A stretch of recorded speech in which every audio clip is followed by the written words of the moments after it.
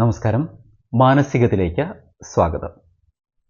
ലോകമാകെ ഭയപ്പെടുത്തുന്ന വിധം കാലാവസ്ഥാ വ്യതിയാന ഭീഷണി നേരിടുന്ന ഒരു കാലഘട്ടത്തിലൂടെയാണ് നമ്മളെല്ലാവരും കടന്നു പോകുന്നത്. ക്രോസ് ഡിപ്പെൻഡൻസി ഇനീഷ്യേറ്റീവ് പുറത്തുവിട്ട ഗ്രോസ് ക്ലൈമറ്റ് റിസ്ക് റിപ്പോർട്ട് പ്രകാരം അമേരിക്ക, യൂറോപ്പ്, വിവിധ ഏഷ്യൻ രാജ്യങ്ങൾ ഇവയൊക്കെ കാലാവസ്ഥാ ദുരന്ത ഭീഷണി നേരിടുന്ന പ്രദേശങ്ങളാണ്. കേരളം ഉൾപ്പെടെ വിവിധ ഇന്ത്യൻ സംസ്ഥാനങ്ങളും ഈ പട്ടികയിലുണ്ട്. പ്രളയം, കാട്ടുതീ, കടൽ നിരപ്പിലുണ്ടാകുന്ന ക്രമാതീതമായ വർധനവ്, ഇങ്ങനെ നമ്മെ കാത്തിരിക്കുന്ന, നമ്മൾ അനുഭവിച്ചു കൊണ്ടിരിക്കുന്ന അല്ലെങ്കിൽ നമ്മൾ അനുഭവിക്കാൻ പോകുന്ന കാലാവസ്ഥയുമായി ബന്ധപ്പെട്ട പ്രകൃതി ദുരന്തങ്ങൾ നിരവധിയാണ്.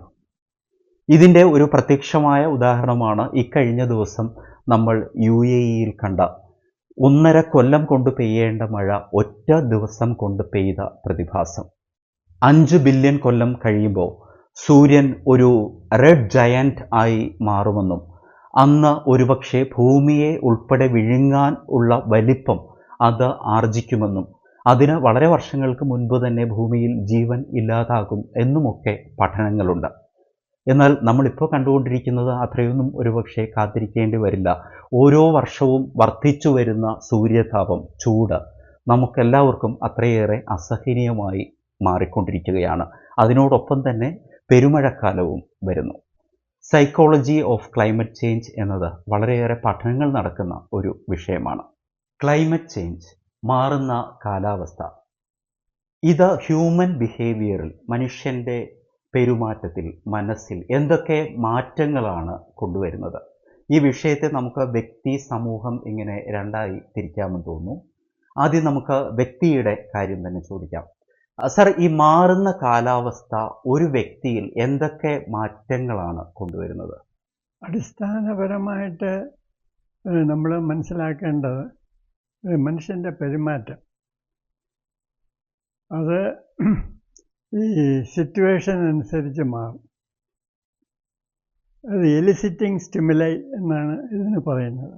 അതായത് നമ്മളുടെ പെരുമാറ്റം നമ്മുടെ ചുറ്റുപാടുകൾ എലിസിറ്റ് ചെയ്യുന്നതാണ്.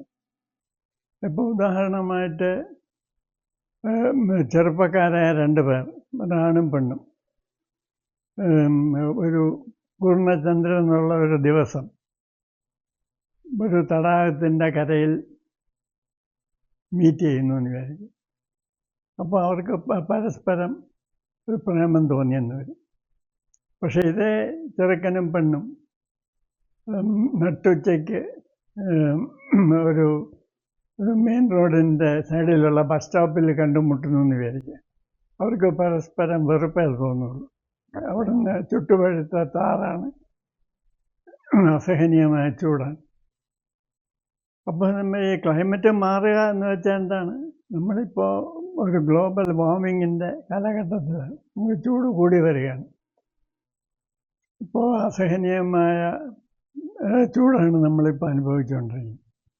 അപ്പോൾ തീർച്ചയായിട്ടും ഇത് നമ്മുടെ എല്ലാം പെരുമാറ്റത്തിൽ മാറ്റങ്ങളുണ്ടാകും. ഇപ്പോൾ ഞാൻ അടുത്ത കാലത്ത് റോഡിലുള്ള ആളുകളുടെ പെരുമാറ്റം ശ്രദ്ധിക്കുന്നു. ഇപ്പം പലരും നിസ്സാര കാരണങ്ങൾക്ക് അങ്ങോട്ടും ഇങ്ങോട്ടും ചീത്ത വിളിക്കുക. ഇപ്പോൾ ഒരാൾ സൈഡ് കൊടുത്തില്ല, അപ്പം നമ്മൾ പറയാൻ പോലും അറയ്ക്കുന്ന ചീത്തയാണ് വിളിക്കുന്നത്. നേരെ മറിച്ച് നല്ല ക്ലൈമറ്റുള്ള ഒരു സമയത്താണെങ്കിൽ അതേ ഒരാൾ സൈഡ് കൊടുത്തില്ല എന്ന് വിചാരിച്ച് ഇങ്ങനെ ചീത്തയൊന്നും വിളിക്കില്ല.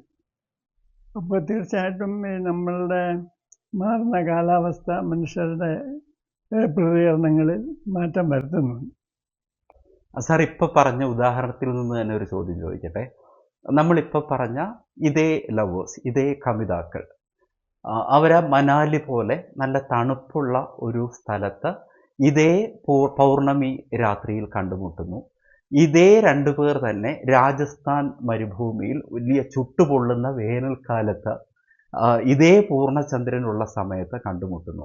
അവരിലുണ്ടാകുന്ന മാറ്റം എന്തായിരിക്കും? പൂർണ്ണചന്ദ്രനുള്ള സമയത്ത് രാജസ്ഥാൻ മരുഭൂമിയിലാണെങ്കിൽ പോലും അവർക്ക് പ്രേമം തോന്നിയെന്ന് വരാം. ആണോ? കാരണം മരുഭൂമിക്ക് അതിൻ്റേതായിട്ടുള്ള ഭംഗിയുണ്ട്. അപ്പോൾ കാലാവസ്ഥ നമുക്ക് ഇഷ്ടപ്പെട്ടതാണെങ്കിൽ മരുഭൂമിയെ വേറൊരു തരത്തിലായിരിക്കും അവർ കാണുന്നത്. ഓക്കെ സാർ, ഇനി സമൂഹങ്ങളിലേക്ക് വരാം. നമ്മൾ ഈ പലപ്പോഴും കേട്ടിട്ടുണ്ടല്ലോ, ഈ നമ്മുടെ സൂര്യനെ കാണാൻ പറ്റാത്ത അങ്ങനെ ഗ്ലൂമി ആയിട്ടുള്ള വെതർ കണ്ടീഷനുള്ള രാജ്യങ്ങളിലുള്ള ആൾക്കാരുടെ മനസ്സും വളരെ ഗ്ലൂമി ആയിരിക്കും. അവർക്ക് ഡിപ്രഷനൊക്കെ ഉണ്ടാകാനുള്ള സാധ്യത കൂടുതലാണ്. എന്നാൽ വളരെ സൂര്യപ്രകാശം കൂടുതൽ ലഭിക്കുന്ന നാട്ടിലുള്ള ആൾക്കാർ വളരെ പ്ലസൻ്റ് ആയിരിക്കും എന്ന് കേട്ടിട്ടുണ്ട്. എന്താണ് സാർ ഇതിൻ്റെ ഒരു മനഃശാസ്ത്രം എന്താണ്? അത് തണുപ്പോ ചൂടോ എന്നുള്ളതിനേക്കാൾ പ്രധാനം മനുഷ്യന് അനുയോജ്യമായ രീതിയിലുള്ള ക്ലൈമറ്റ് എന്നുള്ളതിനാണ് പ്രാധാന്യം.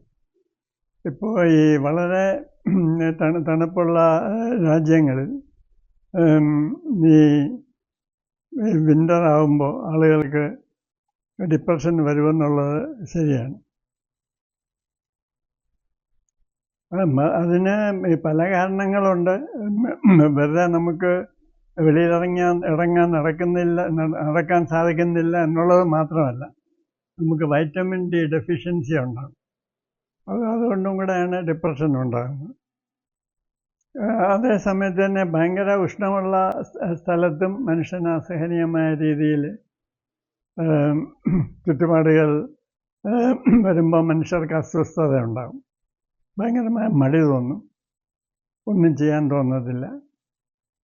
അപ്പോൾ ഒരു മനുഷ്യന് ഏറ്റവും അനുകൂലമായ ഒരു സമോഷ്ണ മേഖലയിൽ, അതായത് ഒരു 23 ഡിഗ്രി സെൻറ്റിഗ്രേഡ് ചൂടുള്ള സമയത്താണ് മനുഷ്യർക്ക് ഏറ്റവും നല്ല ഒരു സുഖം തോന്നുന്നത്. അപ്പോൾ അതാണ് ക്രിയേറ്റീവായിട്ടുള്ള കാര്യങ്ങൾ ചെയ്യാൻ മനുഷ്യർക്ക് തോന്നുന്നത്. ഈ വെതർ കണ്ടീഷനുമായിട്ട് ഡയറക്റ്റ്ലി അസോസിയേറ്റഡ് ആയിട്ടുള്ള ഈ മനഃശാസ്ത്ര പ്രശ്നങ്ങൾ അല്ലെങ്കിൽ അത്തരത്തിലുള്ള നമ്മൾ ഈ ഡിപ്രഷൻ എന്ന് പറഞ്ഞതുപോലുള്ള പ്രശ്നങ്ങൾ എന്തൊക്കെയാണ്? പലതരത്തിലുള്ള പെരുമാറ്റ തകരാറുകൾ ഉണ്ട്. അത് ഒരാളുടെ റൂട്ട് പേഴ്സണാലിറ്റി അനുസരിച്ചാണ് വരുന്നത്. ഇപ്പം വളരെ റൂട്ട് പേഴ്സണാലിറ്റി സൈക്കോപാത്തിക് ആയിട്ടുള്ള ഒരാൾ അസഹനീയമായ ഒരു കാലാവസ്ഥയിൽ ചെന്നപ്പെട്ടാൽ അയാളുടെ ക്രിമിനൽ ബിഹേവിയർ ആയിരിക്കും വർദ്ധിക്കുന്നത്. ഒരു ബൈ ബർത്ത് ഡിപ്രസീവ് ടെൻഡൻസി ഉള്ള ഒരാൾ അതേ ക്ലൈമറ്റിൽ ചെന്നപ്പെട്ടാൽ അയാൾക്ക് ഡിപ്രഷൻ ആയിരിക്കും കൂടുന്നത്.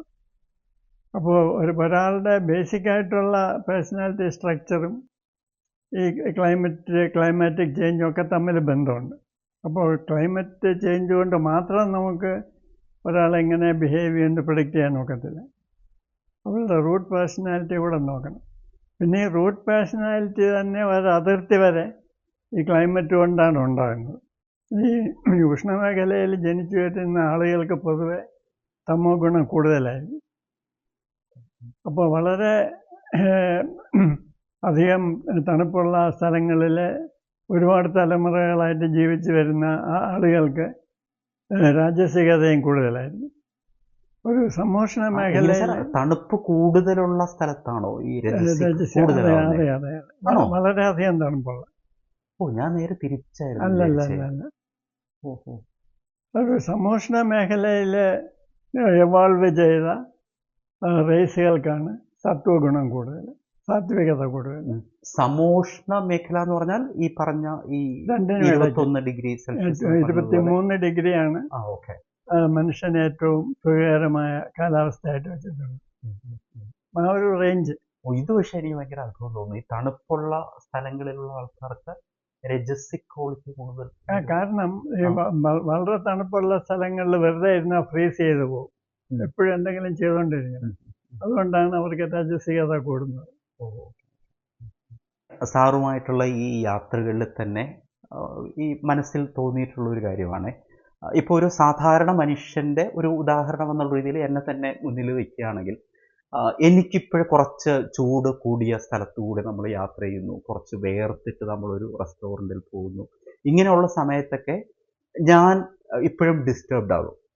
പക്ഷേ ഇതേ സാഹചര്യത്തിലൂടെ സഞ്ചരിച്ച് സാറിനെ നോക്കുമ്പോൾ സാർ എപ്പോഴും വളരെ കാമായിരിക്കും.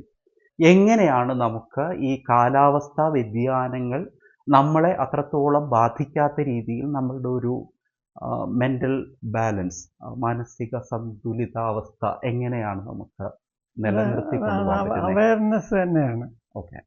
അപ്പോൾ ഈ നമ്മുടെ ചുറ്റുപാടും ഉള്ള കണ്ടീഷൻസ്, അത് ഈ ക്ലൈമറ്റ് മാത്രമല്ല, എല്ലാ കണ്ടീഷൻസും നമ്മളെ എങ്ങനെയാണ് ബാധിക്കുന്നതെന്ന് ഉള്ളതിനെ പറ്റി നമ്മൾ കൂടുതൽ ബോധവാന്മാരാകുകയാണെങ്കിൽ ഒരതിർത്തി വരെ അതിൻ്റെ നെഗറ്റീവ് ഇൻഫ്ലുവൻസസിനെ നമുക്ക് കുറയ്ക്കാൻ സാധിക്കും. ഉദാഹരണമായിട്ട് നമ്മൾ ഭയങ്കര ചൂടുള്ള ഒരു സമയത്ത് വണ്ടി ഓടിച്ചുകൊണ്ട് പോകും. അപ്പോൾ നമുക്കറിയാം അസഹനീയമായ ചൂടാണ്, അതുകൊണ്ട് എനിക്ക് ദേഷ്യം വരാൻ സാധ്യതയുണ്ട്. അപ്പോൾ ഒരാൾ റോഡിന് കുറുക്കെ ചാടുന്നു. അപ്പോൾ അയാൾ രണ്ട് ചീത്ത വിളിച്ചാൽ കൊള്ളാമെന്ന് നമുക്ക് പെട്ടെന്ന് തോന്നിയാലും നമ്മൾ മനസ്സിലാക്കി നമ്മൾ ഇങ്ങനെ ചൂട് കൊണ്ടാണ് നമ്മൾക്ക് ദേഷ്യം വരുന്നത്, അത് പാടില്ല. അപ്പോൾ നമ്മൾ കഴിയുന്നതും സൗമ്യമായ രീതിയിൽ അയാളോട് സംസാരിച്ചെന്ന് വരും. Okay sir, thank you. മറ്റൊരു വിഷയവുമായി വീണ്ടും കാണാം.